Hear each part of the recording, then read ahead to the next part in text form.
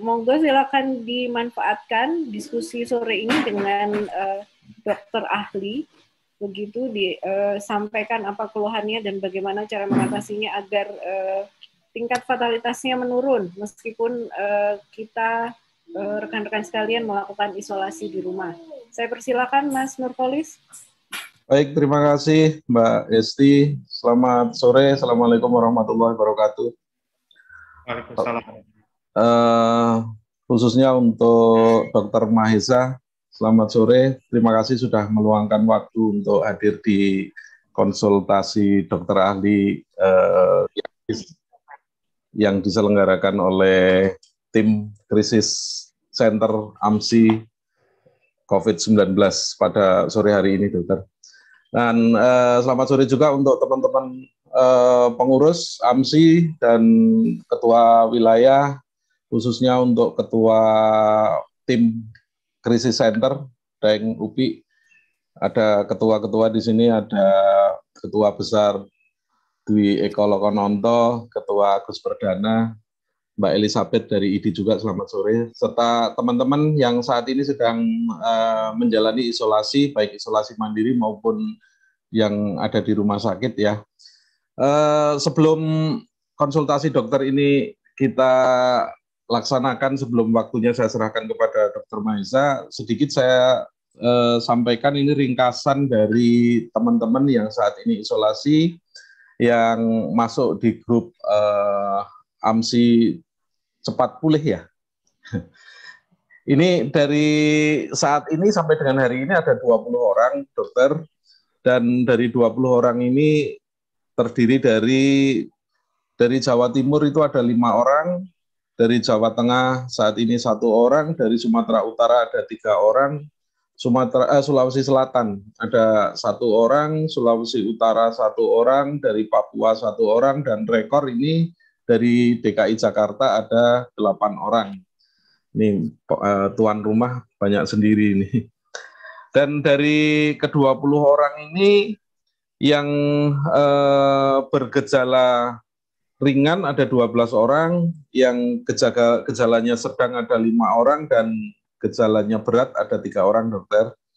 Kemudian dari 20 orang ini ada yang komorbid, memiliki penyakit bawaan. Di antaranya ini berdasarkan data yang kami terima, komorbidnya adalah bronkitis, diabetes, kemudian hipertensi, asma, talasemia, tapi tidak dijelaskan lebih detail talasemianya apa. Kemudian ada juga yang komorbidnya jantung. Nah, ini tentu pada kesempatan yang baik ini teman-teman nanti bisa menyampaikan apa sih yang harus dilakukan ketika isolasi mandiri kita ketika menghadapi situasi-situasi barangkali yang sedikit agak kritis begitu.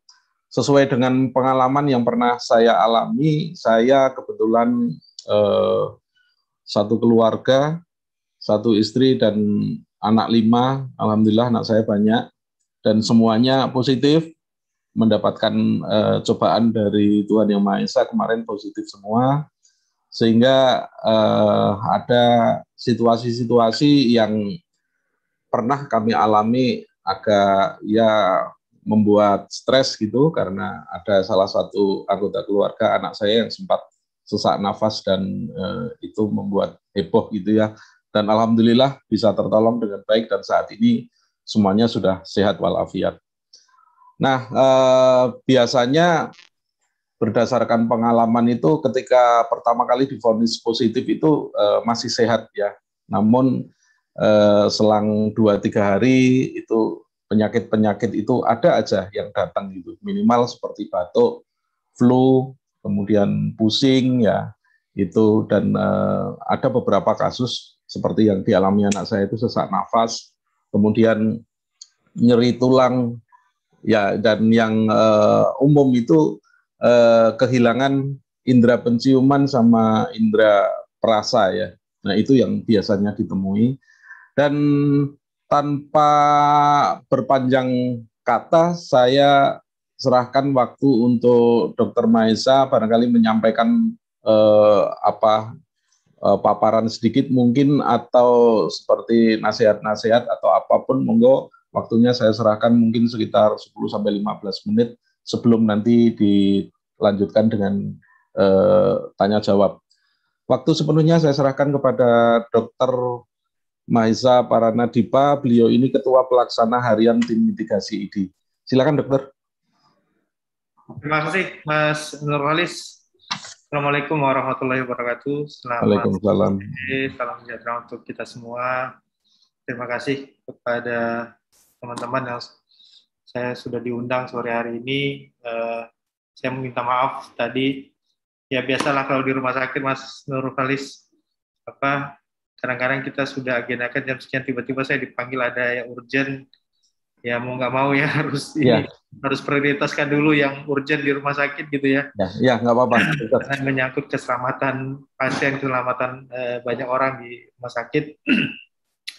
Baik, mungkin singkat aja ya apa yang saya ingin sedikit sampaikan terkait dengan pasien isoman. Saya mungkin boleh saya izin share screen sedikit ya. Silakan.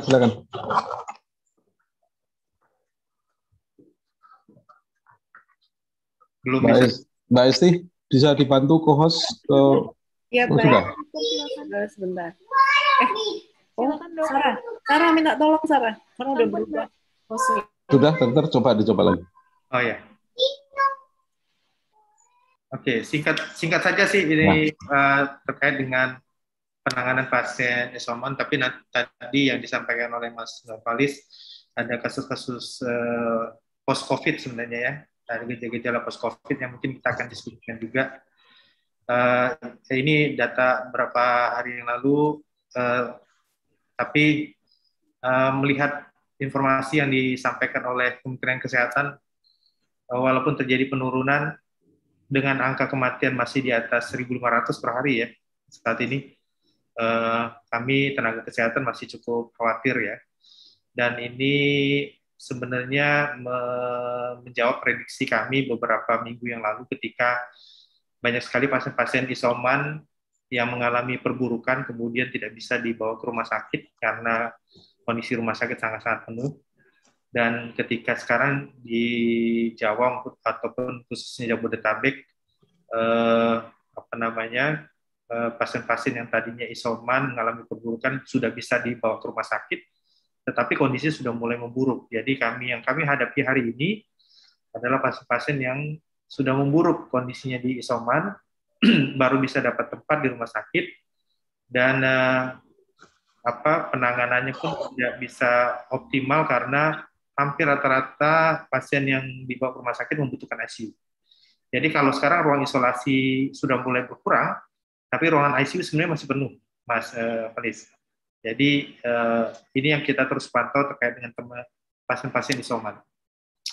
Ya mungkin kalau COVID, yang sampai dengan hari ini banyak orang masih mempertanyakan, kok ada COVID, benar nggak sih ada COVID? Itu sebenarnya PR berat kita bersama ya. Udah setahun lebih ada setiap hari 1.000 orang yang meninggal, kok masih ada yang nanyakan ada COVID atau enggak gitu. Kalau masih ada yang mempertanyakan itu, pertanyaannya dia bisa jawab nggak sih 1.000 orang yang mati per hari itu karena apa? Kalau dia bisa jawab, saya akan ikut dia tuh, ya kan? Saya ikut mazhabnya dia gitu. Tapi kalau dia nggak bisa menjawab 1.000 orang meninggal karena apa, ya orang-orang seperti itu bagusnya dikasihin masker 10 lapis lah ya, biar nggak banyak ngomong gitu kan.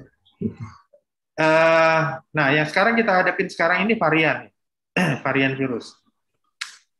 Yang justru sebenarnya kita perlu waspadai teman-teman sekalian itu adalah kita sibuk varian Delta. Varian Delta itu munculnya di India. Kenapa dia muncul varian baru di India? Karena terjadi penyebaran yang begitu luas, sehingga dia bermutasi dari satu orang ke satu orang yang lain, sehingga muncullah varian baru.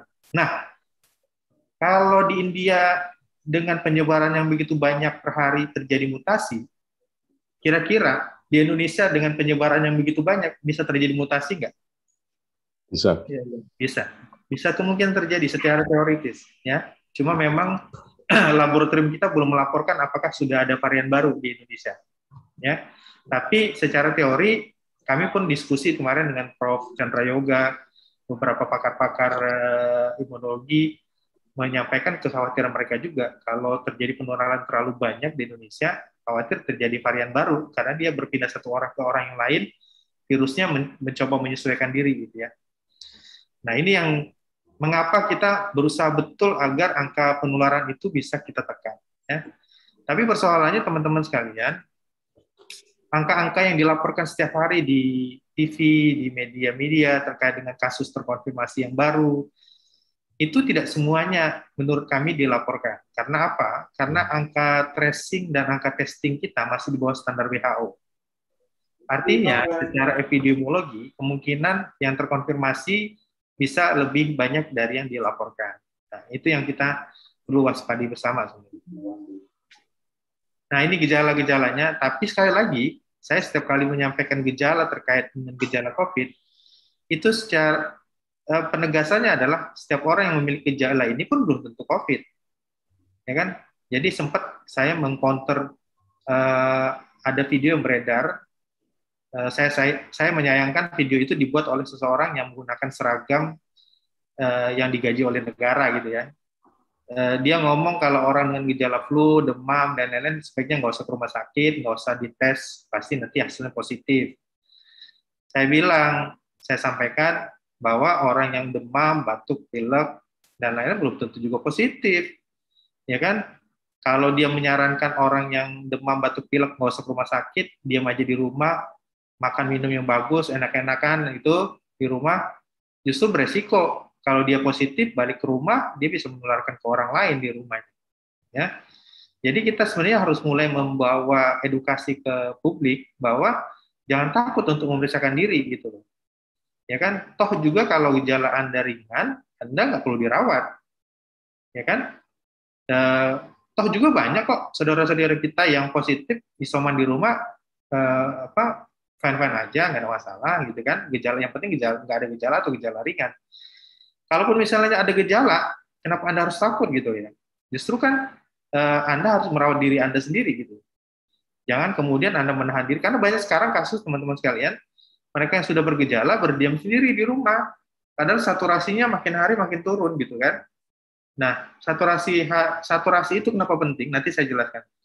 Penting sekali karena terkait dengan organ-organ vital kita. Ya.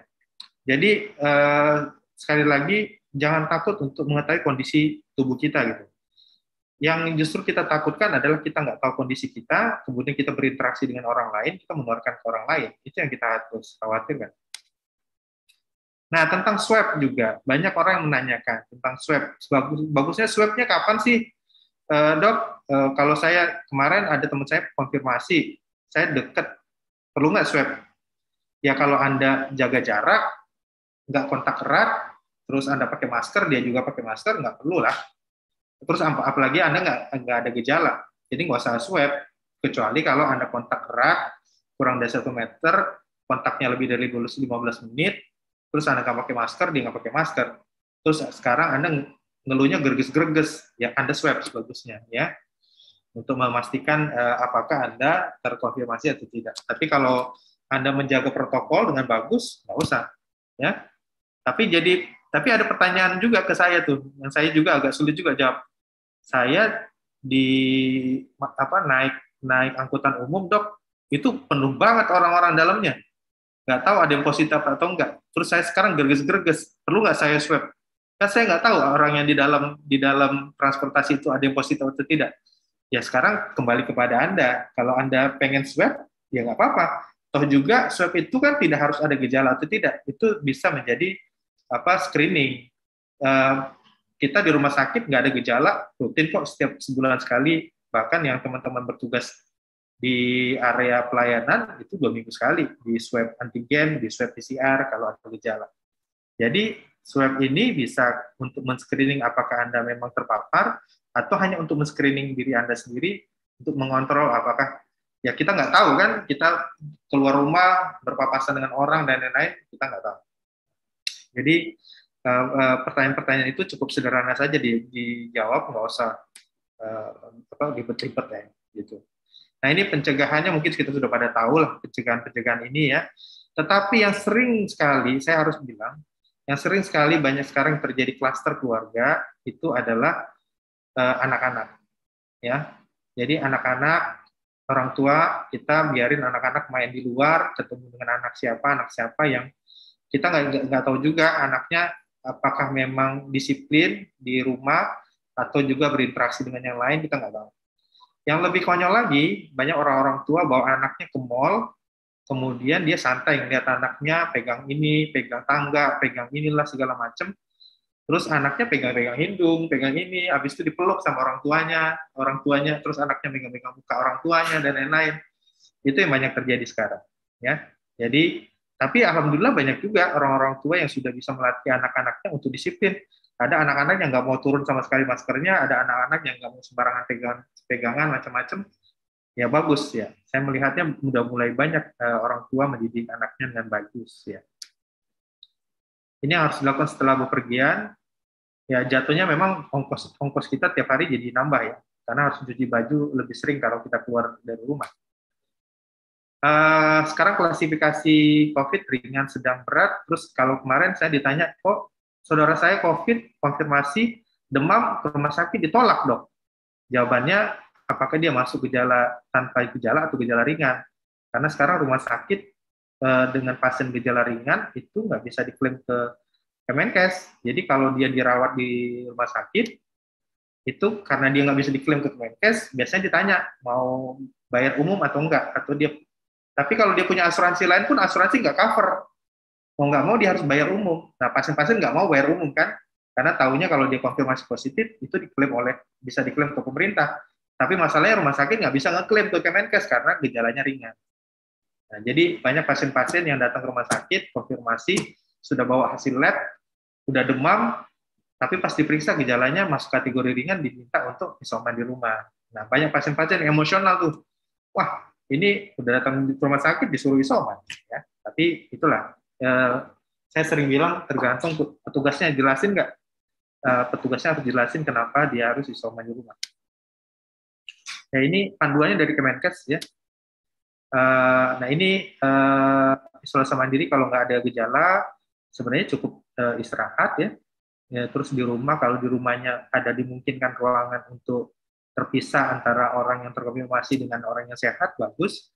Tapi kalau misalnya ruangannya banyak sekali yang pasien-pasien itu dia kontrakan satu pintu, disitulah ruang tidur, disitulah ruang makan, disitulah ruang keluarga, ya pasti nggak mungkin dia kumpul dengan keluarga, sehingga difasilitasilah tempat isolasi terpusat yang disediakan oleh pemerintah. Tapi banyak juga kemudian masyarakat nggak mau dibawa ke sana, ya kan, dibawa ini terpisah dari keluarga dan lain-lain. Dan sekarang mikirin mau selamatin keluarga atau mau menularkan keluarga, itu aja pilihannya. Nah ini kalau ditanya obat-obat apa yang diperlukan saat isolasi mandiri kalau tanpa gejala, sebenarnya hanya terapi supporting. Jadi untuk meningkatkan daya imun kita aja. Boleh vitamin, boleh bahkan kalau misalnya mau beli jamu, boleh beli jamu nggak? Boleh aja, nggak apa-apa. Jamu kan antioksidan juga untuk meningkatkan imunitas. Tapi harus dilihat juga jamunya bagus nggak? Karena banyak sekarang orang beli jamu saset isinya ternyata obat-obat kimia juga ya. Hati-hati. Untuk yang gejala ringan bisa ditambahkan antivirus, tapi sekarang masalahnya obat antivirus banyak yang kosong. Kemarin saya ditelepon oleh teman dari Bareskrim, dok, ini lagi ditelusurin ini orang-orang yang jualan obat antivirus dengan harga yang mahal. Oh iya Pak, tangkepin aja Pak. Saya bilang, itu kasihan orang udah susah cari obatnya, dapatnya mahal, segala macam, sindikat kayak gitu, tangkepin aja. Saya bilang, tapi ada tenaga kesehatan terlibat dok, tangkepin aja Pak. Saya bilang, itu orang-orang itu nggak punya otak, nggak punya hati. Saya bilang, lagi situasi kayak gini, cari-cari keuntungan, tangkepin aja, nggak apa-apa. Saya bilang gitu, nggak peduli dia orang kesehatan, orang apa, kalau dia cari keuntungan, berbuat kejahatan dalam situasi kayak gini, tangkepin aja. Nah, saturasi. Nah, saturasi ini patokannya gini. Saturasi oksigen itu kalau di atas 95 insya Allah aman. Saturasi 93 itu diusahakan proning. Ya. Nah, kemarin waktu lot rumah sakit lagi penuh-penuhnya, saturasi di atas 90 kita masih bilang kalau bisa proning dulu di rumah. Karena kalau dibawa ke rumah sakit juga nggak dapat tempat, ya.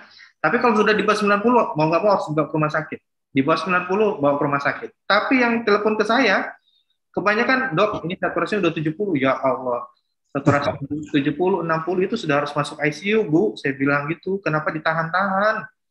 Harusnya kalau sudah saturasi sudah di bawah 90, udah harus dibawa ke rumah sakit, gitu. Tapi dia bilang juga, dok, saya sudah jalan 30 rumah sakit, nggak dapet. Gitu. Nggak dapet, sudah jalan 30, udah tanya telepon sana sini nggak dapet tempat waktu itu. Jadi bisa dibayangkan 2 minggu yang lalu tuh memang stres, full stres, ya. Kami di rumah sakit harus ngelainin pasien, saya juga harus terima telepon dari banyak orang, bahkan celakanya nomor telepon saya beredar se-Jabodetabek, katanya sebagai PIC rumah sakit darurat COVID. Nah, itu saya 24 jam saya terima telepon, WA, segala macam, nanyain kamar. Saya bilang, ya ini ada hikmahnya juga, saya bilang, nggak apa-apa deh. Ya kan, saya hubungkan aja dengan penanggung jawab rumah sakit darurat COVID langsung. Saya bilang gitu. Tapi alhamdulillah juga akhirnya banyak juga saudara-saudara kita yang butuh advis di rumahnya. Saya bilang, kalau masih gejala ringan, obatnya ini aja, ini. Saya bilang gitu. Insya Allah bisa beli di apotek, nggak perlu resep obat-obatnya. Tapi kalau misalnya antivirus ya mau harus pakai resep. Terus ya alhamdulillah sekarang saya menerima banyak balasan WA, dok alhamdulillah sudah mendingan kondisi, terima kasih. Ya senang juga sih dengar kabar sudah banyak orang-orang yang sudah mendingan kondisinya di rumah, walaupun saya agak deg-degan juga. Saturasi udah 91, 90, waduh 91, 90 masih di rumah, ini gimana ya? Tapi dengar kabar sudah membaik ya, alhamdulillah. Nah ini proning ya, ini mungkin bisa di-share ke saudara-saudara kita. Karena gini, proning ini masih diperlukan bagi mereka yang post-COVID. Untuk yang post-COVID kadang-kadang saturasi masih sekitar 90, 92, ya, itu bisa proning, nggak apa-apa. Nah ini gejala ini harus ini, telemedicine, nggak perlu saya sampaikan. Ya vaksin saya heran sampai, tapi sekarang alhamdulillah udah antusiasnya udah bagus ya vaksin, walaupun masalahnya sekarang stoknya nggak ada. Ya masyarakat sudah mau tapi stoknya di beberapa daerah yang sekarang lagi bermasalah. Ya saya nggak mau masuk ke polemik soal vaksin. Kemarin saya ditanya vaksin Nusantara, saya nggak mau jawab terus. Ya tentang KIPI, sekarang banyak orang bingung, dok takut ada yang meninggal karena COVID. Laporan resmi KIPI dari Komnas KIPI, alhamdulillah nggak ada yang meninggal langsung karena vaksinasi. Ya, jadi kita nggak usah takut. Kalau ada berita ada yang pasien yang habis disuntik meninggal, itu masih diinvestigasi apa penyebab kematiannya. Ya, tapi dari Komnas KIPI memastikan bahwa sampai dengan bulan Mei kemarin nggak ada yang meninggal karena vaksinasi. Mungkin itu Mas Alis, jadi kita mungkin lebih banyak diskusi aja Mas. Ya, siap dokter.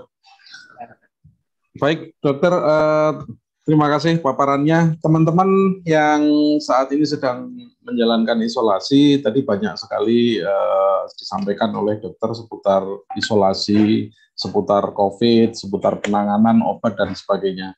Silakan kalau teman-teman akan mengajukan pertanyaan, manfaatkan kesempatan ini sebaik mungkin ya, bisa menyampaikan pertanyaan secara langsung ataupun melalui chat.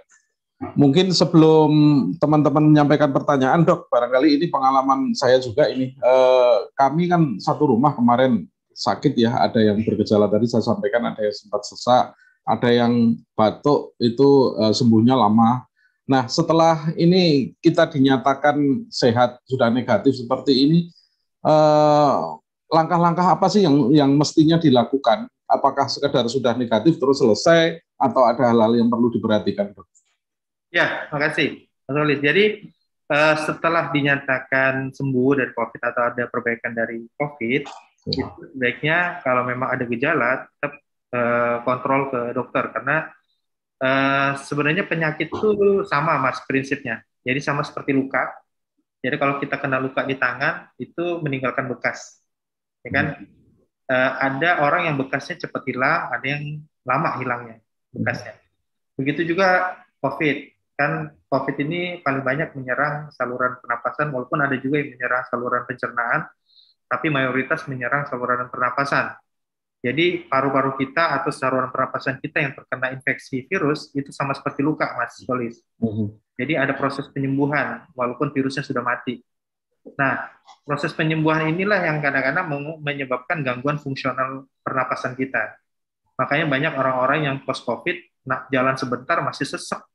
Baru naik tangga sedikit masih sesek. Karena paru-parunya masih dalam proses penyembuhan. Nah, untuk dalam proses penyembuhan ini tentu nggak boleh dipaksakan aktivitas fisiknya. Ya, makanya perlu kontrol ke dokter untuk dilihat dulu apakah perlu ada rehabilitasi atau hanya perlu latihan pernapasan di rumah. Jadi ada metode-metode latihan pernapasan di rumah untuk melatih otot-otot pernapasan, untuk melatih saluran pernapasan kita supaya lebih bisa cepat kembali kepada kondisi fungsi yang normal seperti biasa. Jadi seperti itu, Mas Olis. Nah, kalau gejala-gejala yang lain, misalnya ada teman-teman yang mengeluhkan gejalanya nggak enak badan, masih nggak enak badan nih dok, masih sering-sering demam dan lain-lain. Saya bilang kalau demam, nah itu bisa jadi ada infeksi yang lain. Saya bilang gitu, ya. Karena kan demam itu kan proses inflamasi, proses tubuh untuk berusaha mengeluarkan zat-zat racun, berusaha mengeluarkan kuman-kuman dan lain-lain. Jadi mungkin ada infeksi yang lain. Jadi dan jangan takut misalnya, oh ini COVID lagi nggak atau COVID lagi, ya kan? Ya, memangnya sekarang cuma ada COVID di dunia ini, ya kan? Yeah. Dan masih ada kuman-kuman yang lain. Jadi kita juga tetap harus jaga kesehatan. Masih ada virus flu juga masih ada. DHF juga masih ada atau DBD masih ada, tifus juga masih ada. Jadi jangan semuanya dihubungkan dengan COVID, ya bisa jadi ada sakit-sakit yang lain juga. Tuh, Mas Solis. Ya, silakan lagi teman-teman yang akan menyampaikan. Bli Mulia sudah siap, silakan Bli.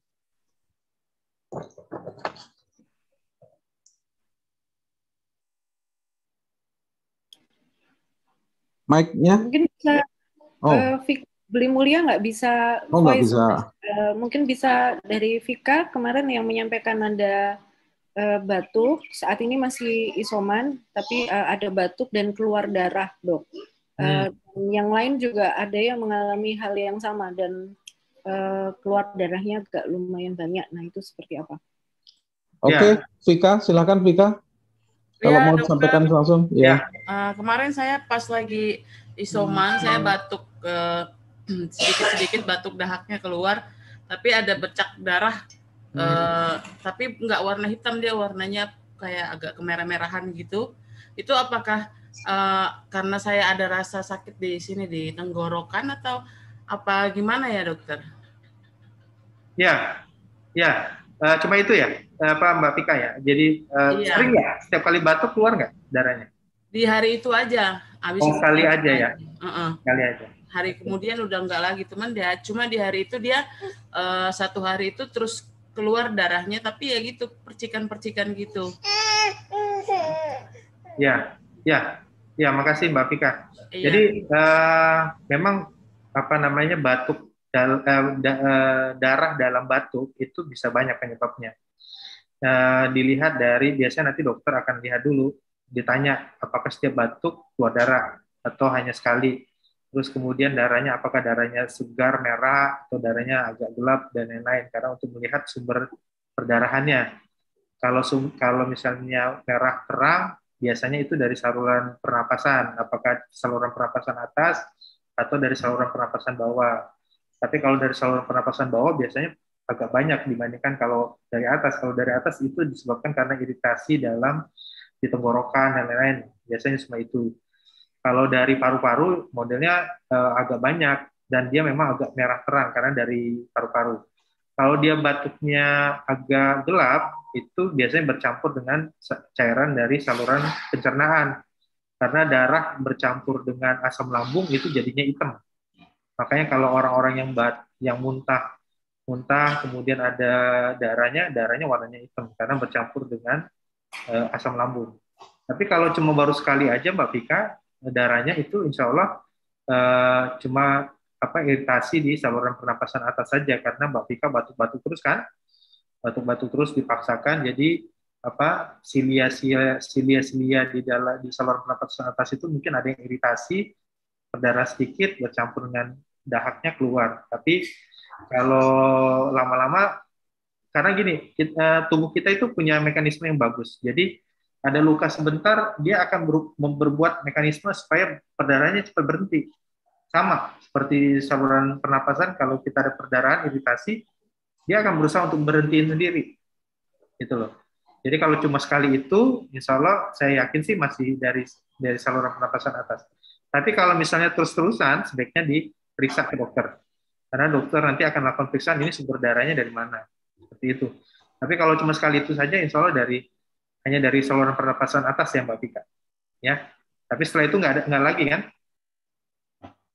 Oh, mungkin ini ada tambahan ini, dokter. Ini dari Mas Agus Perdana, ini Sumatera Utara. Ini kebetulan medianya sama dengan Mbak Vika tadi ya. Kalau nggak salah gitu ya, Pak Agus. Jadi mau disampaikan sendiri atau yang dicat, Bang Agus? Si Vika aja itu anaknya dia tuh kan ada gejala pneumonia. Silakan Mbak Vika kalau mau ditambahkan. Dokter, anak saya kan beberapa hari lalu juga dinyatakan positif. Anak saya 3 orang. Ya. 8 tahun, 5 tahun, dan 1,5 tahun.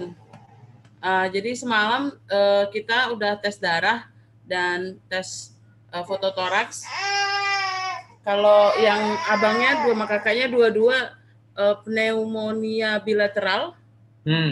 Lalu adiknya bronkopneumonia bilateral.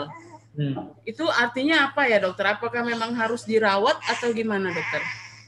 Ya, kalau pneumonia itu artinya ada peradangan di jaringan paru-paru ya, Mbak Vika ya. Kalau bronkopneumonia itu ada radang atau infeksi di jaringan paru-paru plus dengan di jaringan pipa saluran pernapasan. Itu biasa pada anak-anak namanya.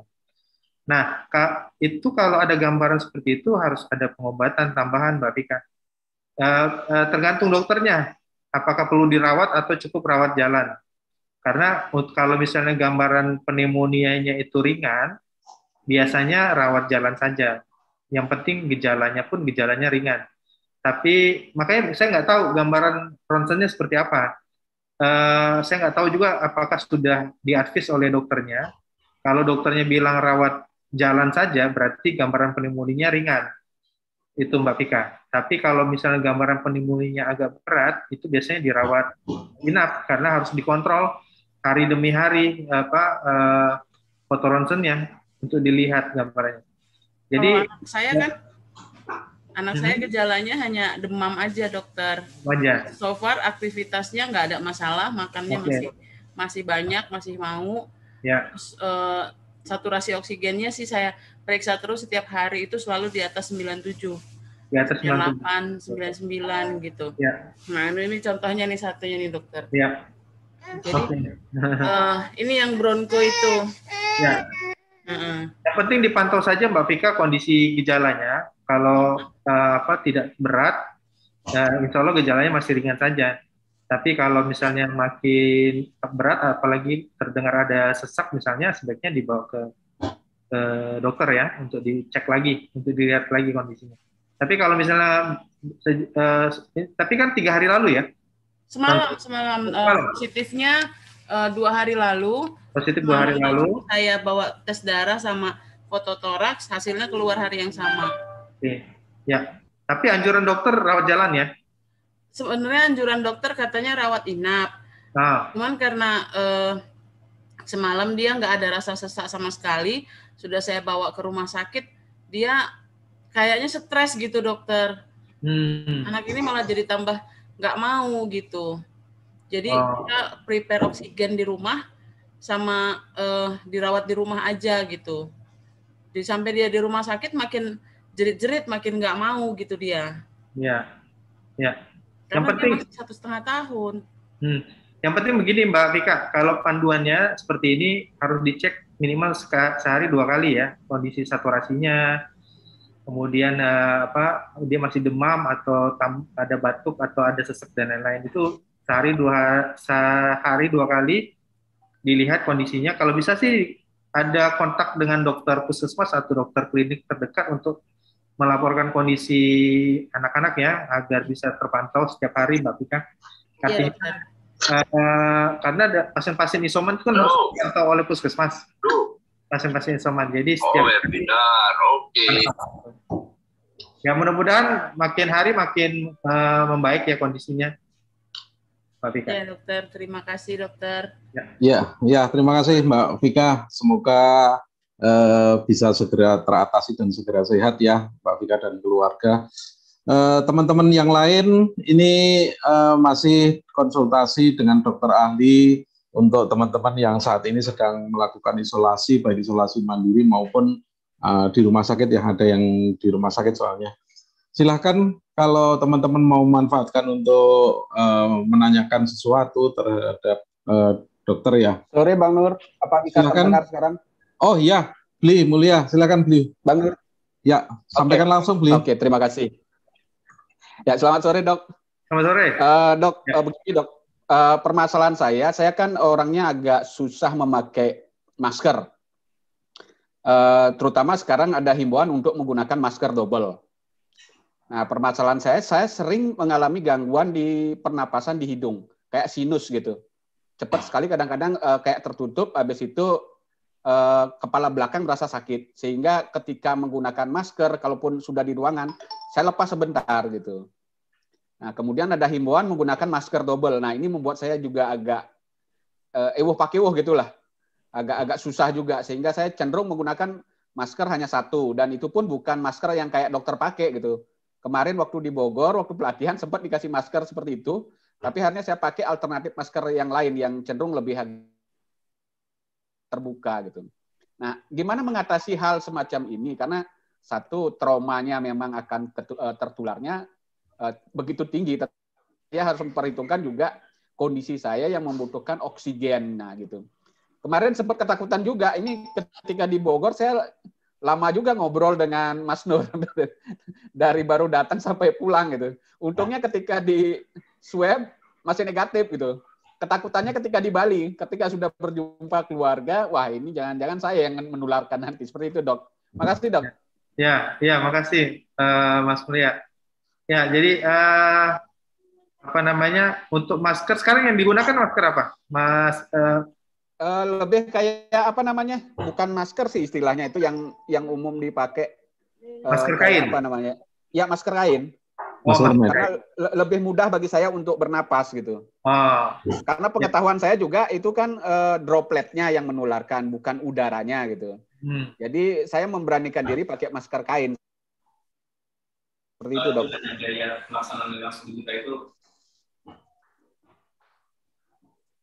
Iya, ini dokter masih ada. Yang lain dipersilakan untuk menyiapkan diri, menyampaikan pertanyaannya ya. Ya, sorry. Mas Mulia, jadi anjuran untuk menggunakan 2 masker itu karena beberapa penelitian tidak hanya droplet, tapi dia sudah ke partikel yang lebih kecil lagi, makanya digunakan masker double.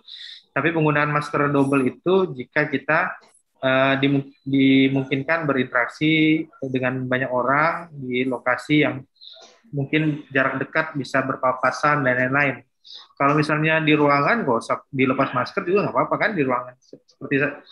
Cuma karena saya di rumah sakit saya nggak berani jadinya. Cuma kalau lagi saya makan di ruangan, saya buka dulu jendela, baru saya buka masker gitu ya.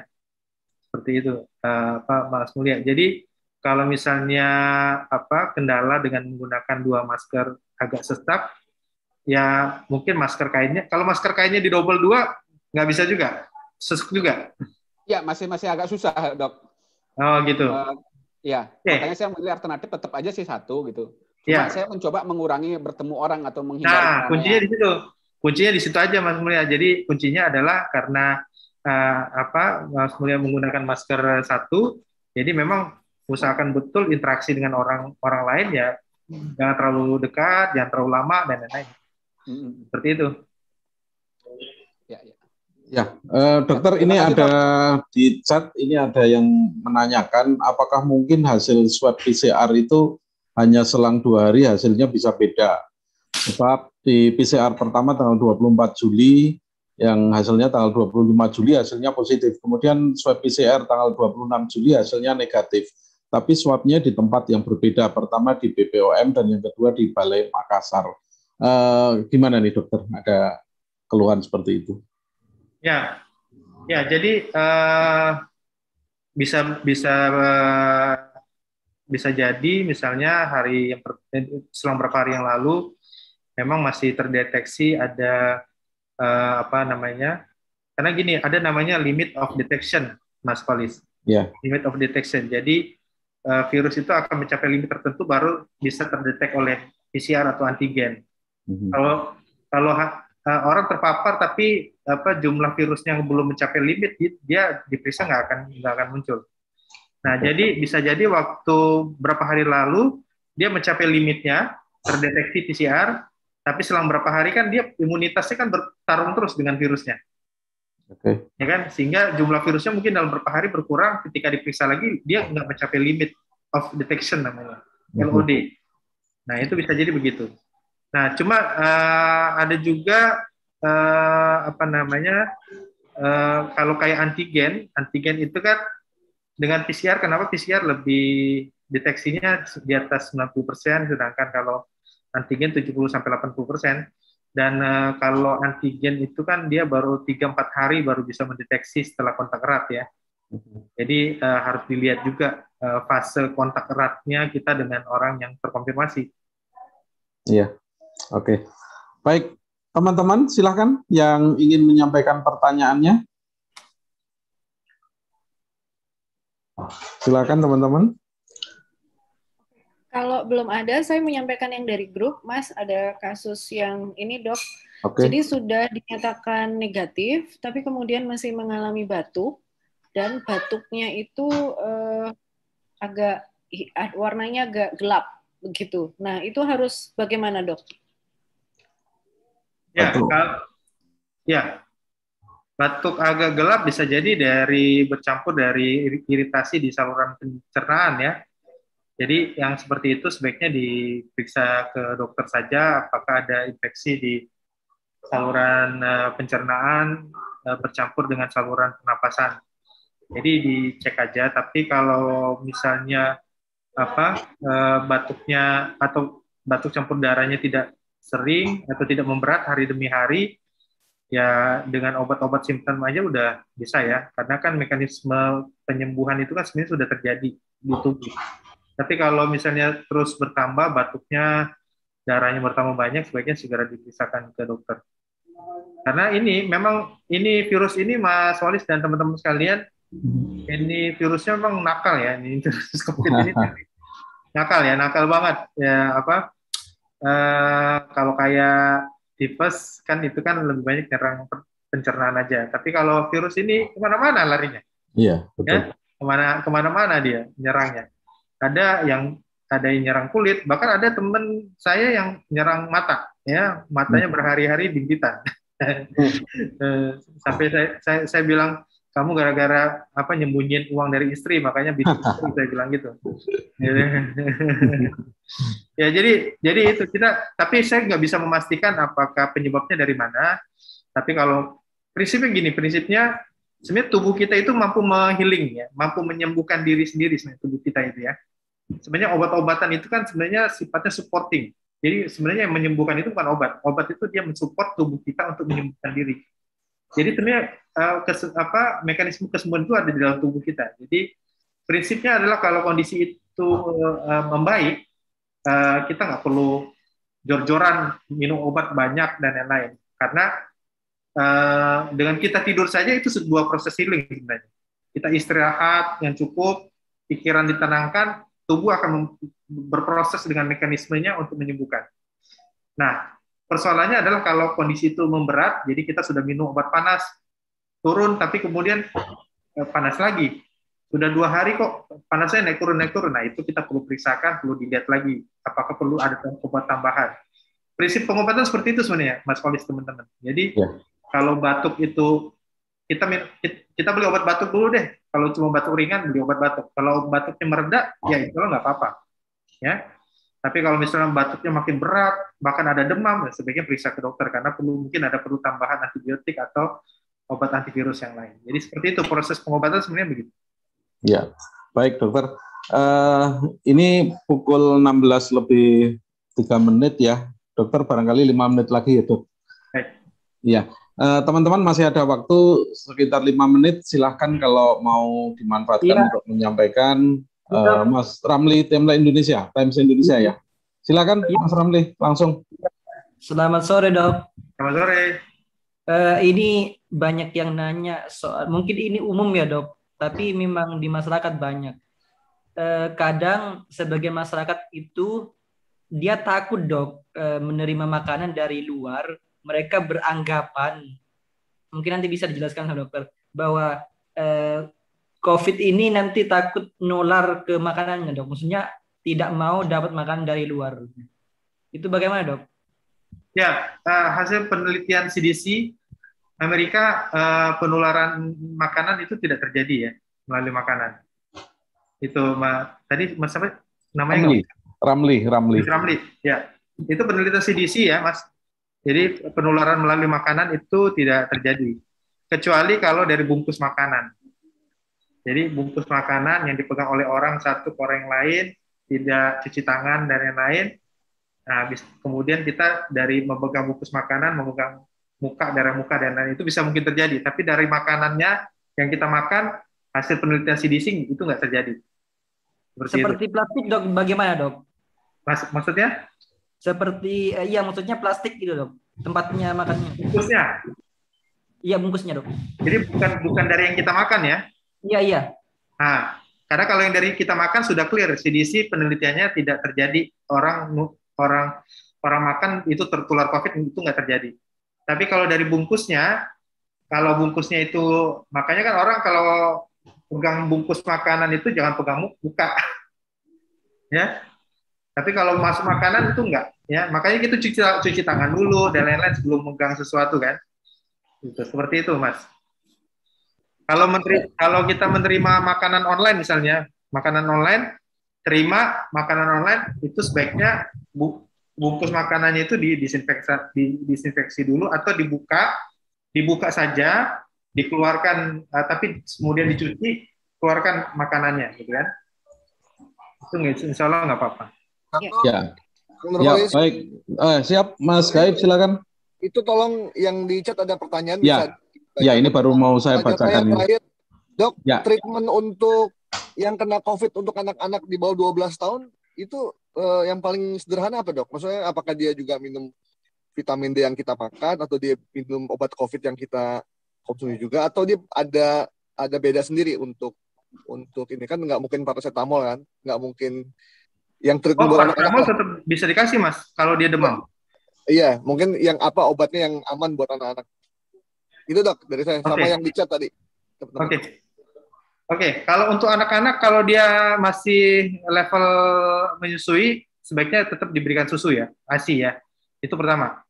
Kalau dia di atas level menyusui, ya di atas 2 tahun misalnya, itu yang penting asupan makanan itu terjamin ya. Jadi makanan vitamin, mineral itu asupannya bisa bagus buat anak-anak. Kemudian yang penting sinar matahari paginya tetap juga kalau anak-anak tuh sama seperti orang dewasa. Jadi kalau misalnya gejalanya ringan, untuk anak-anak cukup makanan yang teratur, buah-buahan kasih aja. Kalau misalnya mau support dengan multivitamin anak yang diberikan, jangan multivitamin orang dewasa. Kemudian karena memang walaupun pada kasus anak-anak itu cukup tinggi kemarin dilaporkan oleh Ikatan Dokter Indonesia, dan memang terapi untuk anak-anak itu tidak sama dengan orang dewasa, tapi untuk gejala-gejala ringan cukup supporting dari makan minumnya yang nutrisi. Kemudian kalau obat-obatan selama ini untuk anak-anak yang isoman ya Mas dengan gejala ringan itu tidak banyak sih, karena lebih banyak kepada simptomatik pemberiannya. Kalaupun pemberian kepada obat antivirus, ya dosisnya dosis anak diberikan, tapi itu untuk gejala yang ringan, yang muncul gejala ya.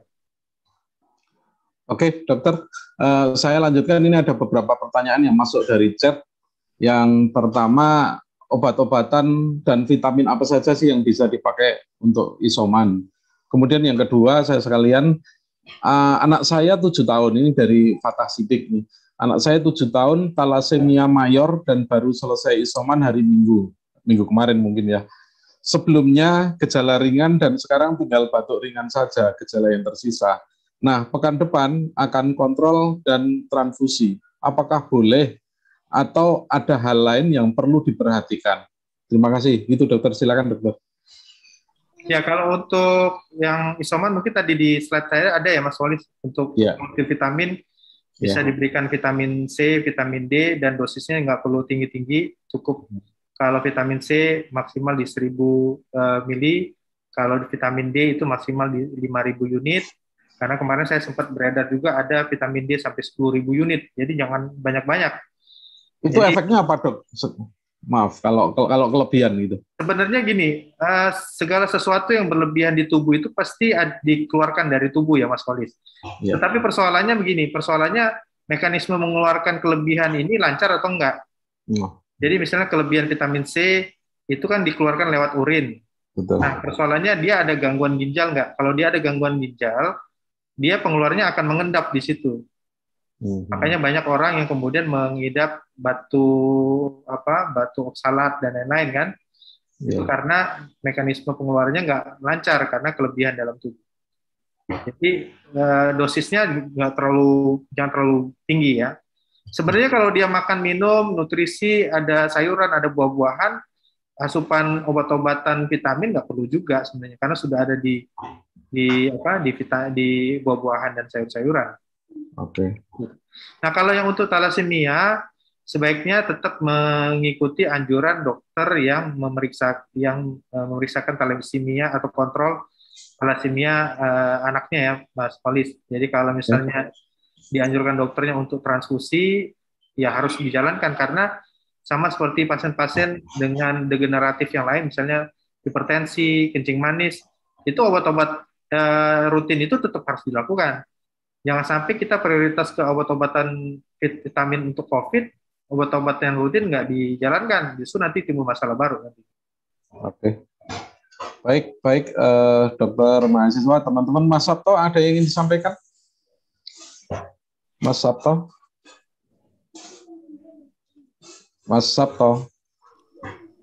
Oke. Nggak ada, Mas. Oh, siap.